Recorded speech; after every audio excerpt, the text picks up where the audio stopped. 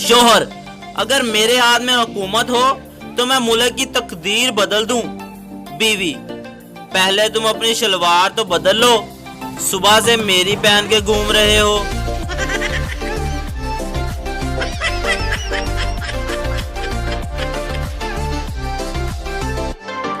थप्पड़ से डर नहीं लगता साहब, डैश से लगता है। नोट, जवाब फनी होना चाहिए। इसका जवाब आप लोग मुझे कमेंट करें, देखते हैं आपके माइंड में क्या चल रहा है। फनी फनी कमेंट्स होने चाहिए।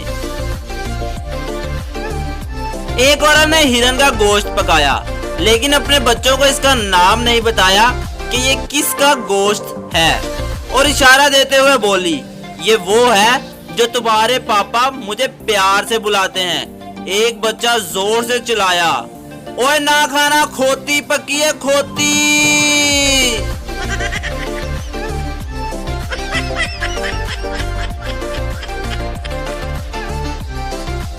बीवी, चलो उठो चाय बनाओ। शोहर उठकर सीधा बाहर जाने लगा। बीवी, कहाँ जा रहे हो?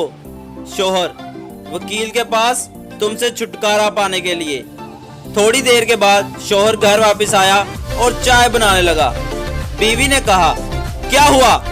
शोहर, कुछ नहीं, वकील साहब बर्तन धो रहे थे।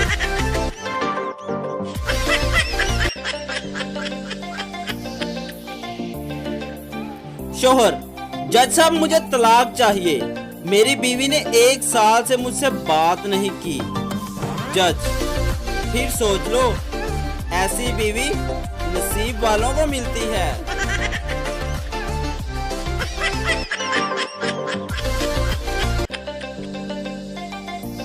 सुना है पुराने जमाने में बीवियां रात के खाने पर शोहर का इंतजार करती थी कि वो आएंगे तो खाना खाएंगे। अब भी इंतजार करती हैं कि वो लाएंगे तो खाएंगे।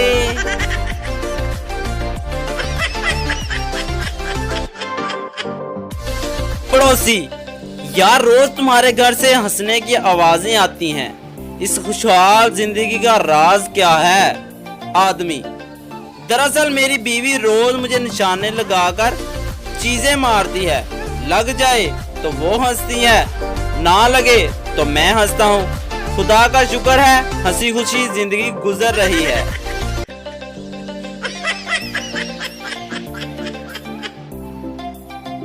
बीवी पूरे 15 मिनट तक अपने खामोश शोहर पर गरजने के बाद बोली, मैं लड़ाई खत्म करना चाह रही हूँ, मगर तुम्हारी इस गूंगी बदमाशी की वजह से घर जहन्नम बना जा रहा है।